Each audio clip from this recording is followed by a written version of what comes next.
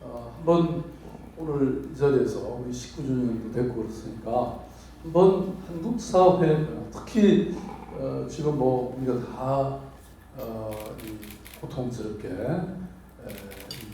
그 어려움을 건너고 있는 우리 시대 여러분들, 특히 저는 경제 문제를 한번 여러분들께 이렇게 얘기 나누고 싶습니다. 사실 경제라는 게 꼭 경제 전문가만 할 수 있는 건 아니고 오히려 문외한도 이렇게 한번 생각해 볼 수 있는 그런 기회가 있었으면 좋겠다, 이런 생각이 여러분 잘 아시다시피 사실 저는 늘 이렇게 소셜 디자인으로 살아왔습니다. 어떻게 하면 한국 사회를 새롭게 디자인해야 될까, 그야말로 어떤 새로운 시대를 그리는 이런 일들을 해왔습니다. 여러분 잘 아시는 것처럼 참여연대, 아름다운 재단, 아름다운 희망연구소, 그리고 서울시도 저는 끊임없이 혁신해왔다고 생각합니다. 제가 가장 좋아하는 말이 나날이 새롭게, 그러니까 일신우일신이라고 하는 굉장히 말씀이죠, 사실. 그러니까 어제와는 다른 오늘, 오늘과는 다른 또 내일을 우리가 만들어 가야 된다고 생각하는데요. 지금 이 소셜 디자이너로서의 제 역할은 지금도 계속 되고 있습니다. 저는 지도자라고 하면 모름지기 미래를 통찰할 수 있는 힘이 있어야 된다고 생각합니다. 왜냐하면 많은 사람들을 말하자면 함께 이렇게 말하자면 걷는 사람이 지도자니까 그 지도자가 잘못된 곳으로 인도하면 그 사회는 그야말로 파탄에 직면하게 되는 거죠.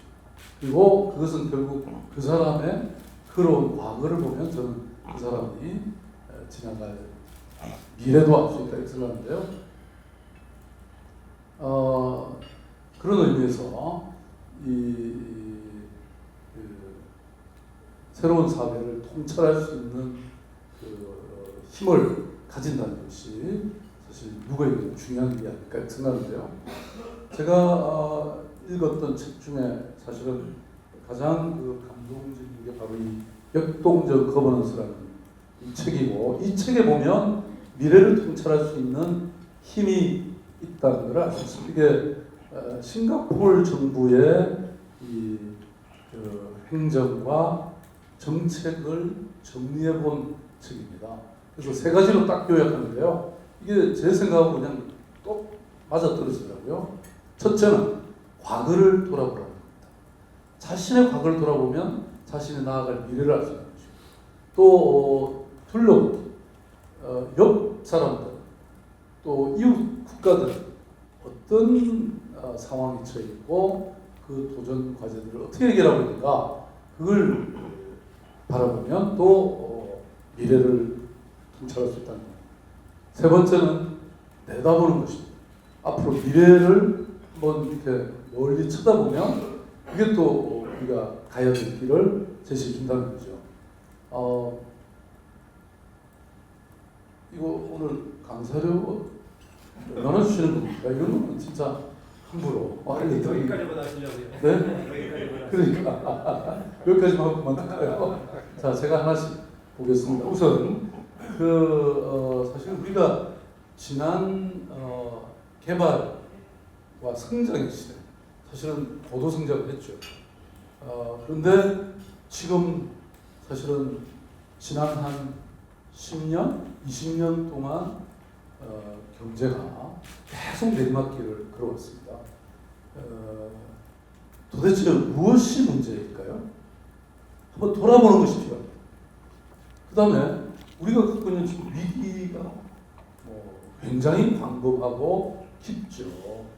지금 이 경제 위기가 그냥 경제만의 위기는 아니죠. 지금 제조업의 경쟁력이 약해요. 또 저출생 고령화가 심각해지고 있고, 지금 이런 식의 인구 절벽이라면 되는 산업이 있겠습니까? 뿐만 아니라 우리가 과연 다른 지금 이 선진 국가들 간의 그 갭을 줄일 수 있을지, 이런 거에 대한 사실은 위기감을 충분히 가질 만한 상황이죠. 그런데 이것을 다른 나라들은 어떻게 극복해 왔는가? 이걸 살펴보는 것. 그게 바로 둘러봅니다. 이 내다보기는 우리가 통계나 이런 빅데이터를 조금만 살펴보면 우리가 미리 알 수 있는 것이 참 많아요. 제가 개포동에 이 재건축을 할 때 소형 평수를 30%로 넣어야 된다. 이렇게 얘기했더니 그 지역 주민들이 무슨 소리냐. 박 시장 다음에 두고 보자. 무조건 때려야 된다. 이렇게 플래카드를 막 그냥 10m 간격으로 붙여놓은 거 여러분 기억하세요? 근데 저는 또 다시 압도적으로 당선됐잖아요. 아니, 뿐만 아니라 이분들이 1년이 안 돼서 저한테 와서 그 소형 평수를 50%를 해달라고 오히려. 그러니까 한 치 앞을 내다보지 못한 거죠. 왜냐? 저는 이미 통계를 보면 1인 가구가 그 당시 3%, 2인 가구까지 거의 절반에 육박하는, 그러니까 인구 절벽이 계속 되고 있는 거죠. 그런 상황에서 아파트 평수를 뭐 30평, 50평 해가지고 누가 사며 누가 분양하겠습니까?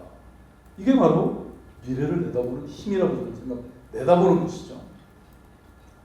자, 이게 뭐 늘 어렵긴 했습니다만은 특히 지금 이 경제 위기나 사회 격차, 아까 이 불평등, 99대 1의 사회, 갈등 뭐 이런 게 사실은 심각한 상황이죠. 아마 미국에 이어서 우리나라가 두 번째로 이 불평등이 높은 나라인 것 같습니다. 사실 무엇보다도 건강 격차라든지 서울만 하더라도 강남북의 격차가 심각합니다. 그리고 무엇보다도 사회적 이동의 사다리가 커져진 상태. 그러니까 부자가 역시 부자고, 가난한 사람은 늘 가난해요. 아마 오늘날 청년이 절망하는 이유가 바로 여기 있지 않을까요? 이런 심각한 것, 제가 이걸 한번 오늘은 제가 전문가는 아닙니다만 경제적인 관점에서 한번 풀어봤으면 싶습니다. 자, 여러분 이거 한번 보십시오. 이게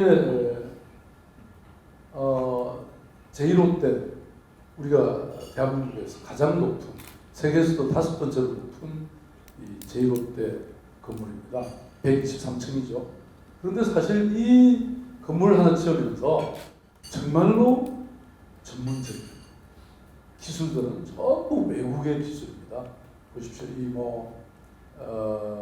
위성으로 측량하고 또 외벽 커튼홀을 만들고 풍동을 설계하고 또 텃파기 기반, 여기가 여러분 잘 아시는 것처럼 그 당시 아마 기억하실 겁니다. 과연 여기가 안전하냐? 송파 이쪽은요 상당히 오래 옛날에 한강이 이렇게 굽어서 흘렀던 사행천이었거든요. 그러니까 지금 이 롯데 쪽은 옛날에 강이었습니다. 그러다 보니까 모래 흙이죠. 위험할 수 있습니다. 그럼 어떻게 이 기반 덮하기를 제대로 해야 되냐? 이런 모든 기술들이 해외에서 가져온 기술이에요. 그러니까 진짜 고부가 기술은 다 외국 것이고 우리는 그냥 일반 토목 기술만 가지고 있는 것이죠. 제가 그 싱가포르를 이관유 펠로우로 이분들 특별히 초청해서 제가 싱가포르에 여러 이걸 다 돌아갔는데 그때 그 국토부 장관, 싱가포르 국토부 장관 저하고 친한데요. 휴가도 한국으로 왔습니다. 얼마 전에 이분이 나한테 그런 얘기예요. 자기들 인도에 신도시를 건설하는데 한국 업체가 좀 참여해주면 좋겠다. 여러분 이거는 사실 우리에 대한 모독입니다. 왜냐하면 설계와 이 기본 마스터 플랜은 다 자기들이 만들고 우리는 그냥 건설에 참여해달라는 거거든요. 옛날 70년대 중동 붐에 우리 건설기업이 가서 그냥 땀 흘리고 결국은 일반 저 기술을 시행하는 큰 부가가치는 내지 못하는 이런 것을 얘기하는 거죠. 그러니까 지금 현재에 있어서도 이런 한국의 최고 건축에 한국의 기술이 없는 것이죠. 이 책은 여러분 꼭 읽어보셔야 될 책 중에 하나가 바로 서울대학교 공대 교수 이정동 교수를 중심으로 해서 쓴 축적의 시간이라는 책입니다. 그러니까 말하자면 우리는 남 따라다니는 이른바 추수이동 경제는 굉장히 강한데 과연 우리가 원천 기술들 쌓아왔는가? 지금 여러분 삼성 핸드폰 다 갖고 계신데 여기 40%가 퀄컴사로 가는 거 여러분 잘 보셨죠? 우리가 생산할수록 가만 앉아서 돈 버는 사람도 있고 우리는 죽으라고 일해봐야 가져올 수 있는 이 부가가치가 적다는 것이죠. 제가 얼마 전에는 사실 금년 신년사에 제 신년사에 처음부터 끝까지 창업도시 서울을 만들겠다는 것입니다. 오늘날 이렇게 경제가 어렵고 그죠? 미래가 어려운데 소시라고 사실 많은 경제적 정책적 수단은 굉장히 적은데 그럼에도 불구하고 소시가 가만히 있을 수는 없죠. 그래서 우리가 세계적인 글로벌 창업도시 5 탑 도시에 들겠다 이런 목표를 지금 세우고 제가 한번 외국을 쭉 다녀왔습니다. 예, 런던 테크시티라든지 또 바이오메디컬 중심으로 하는 이 매드시티 이런 데를 가봤습니다. 그런데 제가 이분의 설명을 듣고 주변을 이렇게 보는데요. 핀테크 기술로 한 3년 만에 수천 명을 고용한 금융기관들이 여기 은행에서 오신 여러분 계시는데 그게 막 그 거리에만 해도 몇 개가 있더라고요. 우리나라 지금 금융산업이 일자리와 그죠? 이 성장을 유도하는 굉장히 중요한 이 산업이죠. 근데 우리나라 보십시오. 지금 이 3대 탑 은행에서 시작해서 아주 안정적으로 수익을 잘 내고 있지 않습니까? 그러니까 해외 진출을 할 가능성이 별로 없죠. 지금 우리 해외 한인들을 상대로 하는 거 외에 우리나라 금융기관들이 해외 가서 성공하는 사례들이 있습니까? 여러분 아마 외국에 가보시면 산탄데르라는 이 유명한 그 금융기관들 은행이 있죠. 이 은행은 이 스페인 은행입니다.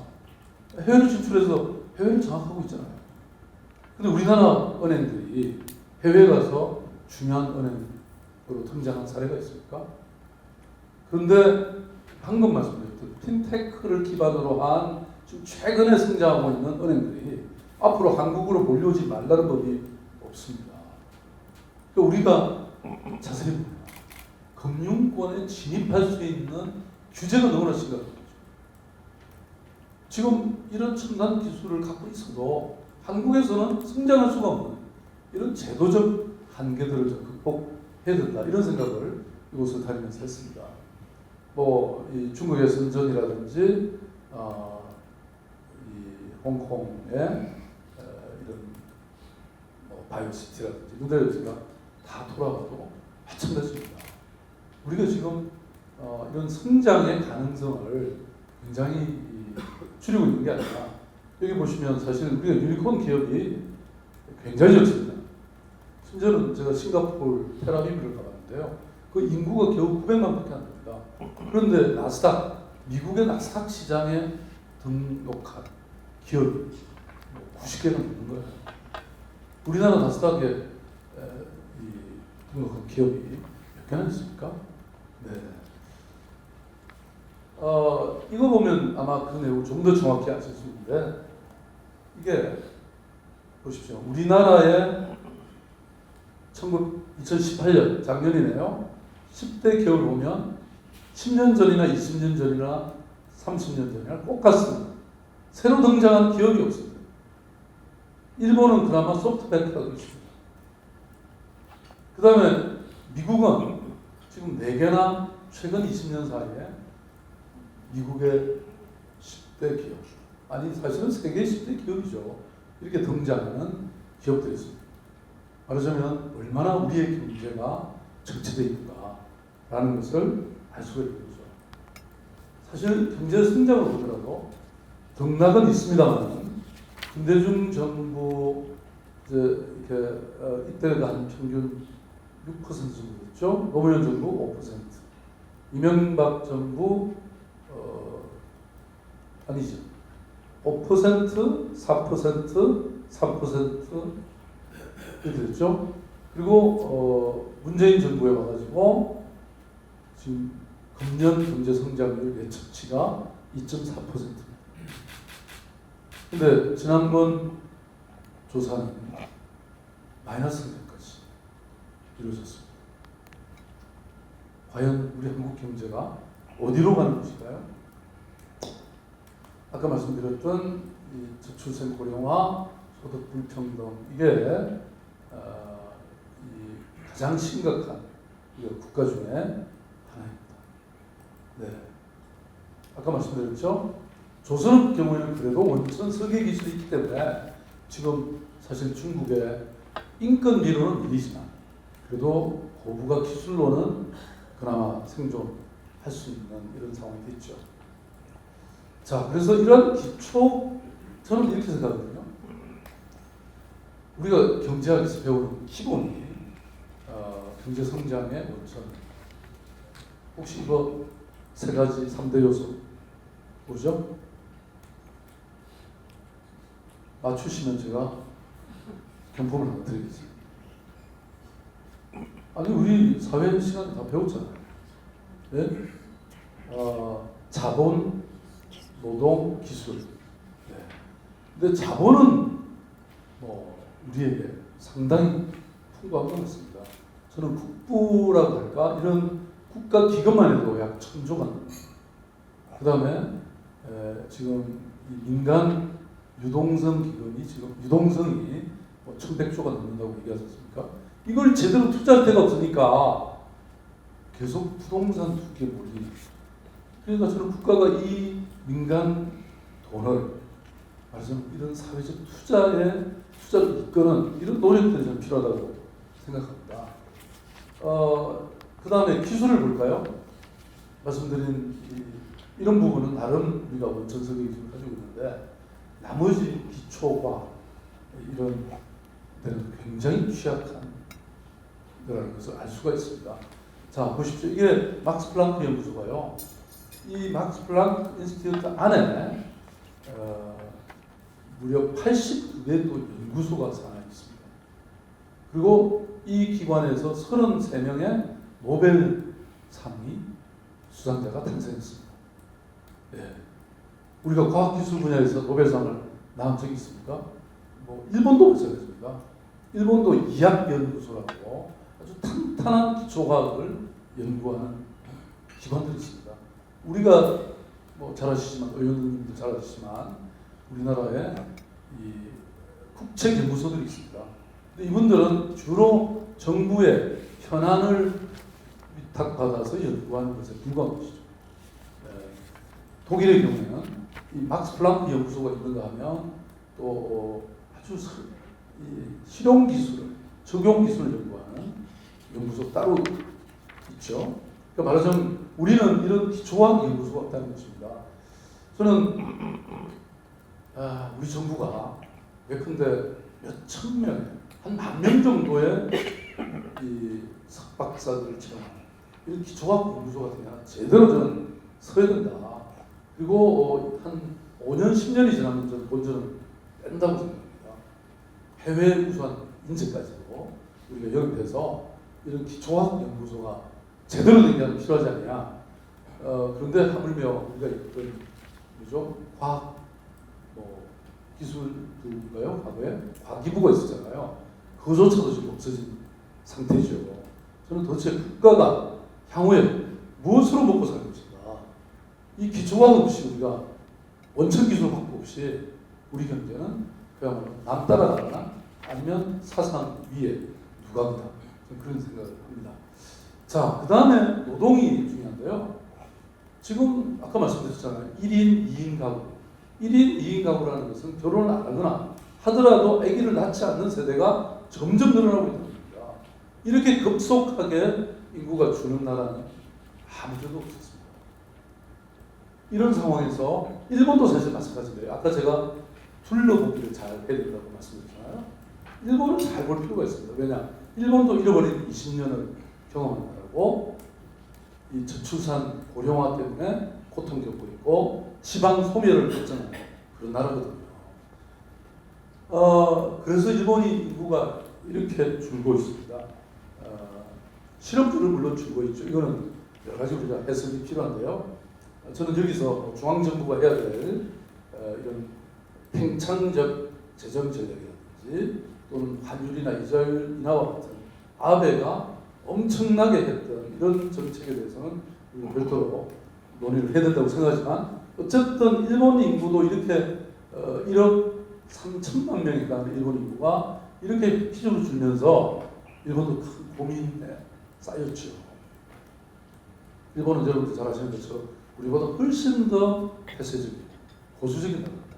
그럼에도 불구하고 이 아베라는 사람은 1억 총활약사, 그러니까 1억 명은 계속 유지하겠다는 이 전략으로 이민 국가를 사실상 선언했습니다. 이 대단히 놀라운 일입니다, 여러분. 그래서 외국인 노동자를 5년간 34만 명 수용하겠다고 이렇게 선언을 했고요. 제가 어느 국제회의에서 어디죠? 샌프란시스코 버클리 대학에서 오신 어떤 교수가 강연하는 걸 들어주고 있습니다. 실리콘밸리의 가장 큰 성공 원인은 이런 해외에서 오는 브레인들이다. 이런 주장을 들었는데요. 제가 이 구글 캠퍼스를 갔다 왔어요. 시작되기 전에 저를 안내한 최아무개 박사들인데요. 이 구글 캠퍼스, 이 샌프란시스코에 있는 이 구글 캠퍼스 하나에 우리 대한민국 박사학위 취득자가 100명 이상 채용되어 있다. 여러분 놀랍지 않습니까? 우리로 보면 두뇌 유출이죠. 근데 실리콘밸리 입장에서 볼 때는 뭐 한국인이 100명 이상이면요, 이게 뭐 인도인, 온 세상에 이 인구가 여기에 다 와 있는 상태입니다. 그러니까 전 세계 사람들이 모여서 여기서 연구하고 투자하고 생산하니까 뭐 온갖 혁신적인 기업들이 나올 수밖에 없죠. 제가 런던에 유학을 한 적이 있는데요. 런던에는 184개의 언어가 동시에 말해지고 있다. 그러니까 전 세계 사람들이 다 모여 있는 거예요. 그러니까 혁신이 일어날 수밖에 없죠. 지금 런던 시장은, 칸 시장은 파키스탄 버스 노동자의 아들입니다. 2세대입니다. 이 파리의 이달고 시장은요, 모로코 출신이 유학 와서 거기서 바로 시장이 됐어요. 독일의 본 시장은 인도 출신의 시장입니다. 그러니까 전 세계가 이미 국경 없이 이렇게 전 세계적으로 보고 있죠. 싱가포르, 홍콩 다 영어를 쓰는데 아무런 애로가 없습니다. 그리고 이런 국제적 흐름을 너무 실시간대로 받아들이고 있습니다. 저는 이 노동, 인구, 이런 인구의 흐름, 이걸 주목해 보셔야 돼요. 지금 세계의 아까 탑5 글로벌 창업 도시 중에 베를린은요, 베를린이 사실은 뭐 디자인이나 예술이나 이런 쪽은 굉장히 후진적인 나라였죠, 독일이. 그런데 이 독일이 통일되면서 이 동베를린 이쪽이 개발되면서 문화와 예술이 번영하고, 이걸 따라서 젊은이들이 엄청 모여들어서 국경 없이 유럽에 많은 사람들이 몰려들어서 만드는 것이 바로 베를린 창업도시거든요. 노동에 관련해서 저는 경제를 성장시키는 또 다른 비결이 하나 있습니다. 바로 여성이 남성처럼 일할 수 있는 고용률을 높이는 것입니다. 이 인터내셔널 맥킨지 인터내셔널이 만든 보고서에 따르면 만약에 한국에서 남성 고용률만큼 여성 고용률이 증대되면 약 9%의 GDP가 성장하고 있습니다. 이렇게 예측을 하고 있습니다. 우리나라는 여성 활동률이 굉장히 떨어지는 나라의 하나입니다. 예. 저는 이 자본에 관해서 한 가지 말씀드리면, 제가 아까 말씀드린 것처럼 싱가포르를 자세히 한번 연구해 본 적이 있습니다. GIC라고 이 북부 펀드를 가지고 해외에서 투자를 전문적으로 하고 있습니다. 지금 우리 한국에도 이렇게 투자를 하고 있습니다. 이것뿐만 아니라 서울시청 여러분 주변에 가시면 그 인터내셔널 파이낸스 센터 있죠? 우리 IMF 때 현명하게도 싱가포르 정부는 이걸 사들였습니다. 그리고 그 인근에 포럼 빌딩이라든지 현대해상 빌딩이라든지 다 사보고 있습니다. 그리고 이것을 가지고 일본의 그죠? 이 모리 힐즈 같은 이런 종합적 개발에 착수하겠다는 전략을 가지고 있습니다. 이 사람들은 장기적으로 투자. 그리고 이 투자의 전문가들은 사장이나 이런 사람들은 공무원이 아니라 기업입니다. 월급도 엄청 줍니다. 그리고 평가도 단연가들. 사실 여기 저는 우리 국회의원도 계시고 뭐 감사원이 있습니다만 이건 매년 1년마다 평가를 합니다. 투자를 할 수 없는 거죠. 투자라는 것은 장기적인 관점이 필요합니다. 아니 한 해 처음에 투자해서 바로 수익을 날 수 있나? 이게 몇 년이 돼야 되는 거죠. 지금 이 GIC는요 매년 해외에서 투자한 송금 과실이 전체 싱가포르 재정의 15%를 차지하고 있습니다. 우리나라는 아까도 말씀드린 것처럼 싱가포르보다 훨씬 더 많은 펀드를 가지고 있습니다. 우선 국민연금만 600조가 넘습니다. 나머지 다 치면 1000조가 넘어요. 이걸 제대로 어디에 활용하고 있습니까? 우리나라 예산이 지금 얼마죠? 500조 다 됐나요? 그러면 15%면 얼마죠? 150조가 해외에서 이거 돼야 됩니다. 그런데 이렇게 한국에 투자한다 보십시오. 지금 동아시아는 그룹 사업도 매번이네요. 배달의 민족도 3,600억 정도 수요. 그러니까 말하자면 돈 되는 것은 다 투자입니다. 그리고 여러분 잘 아시는 손전 비전 기금이 지금 몇 천조죠? 투자할 뿐만 아니라 그 기업을 키울 수 있는 여력이 있는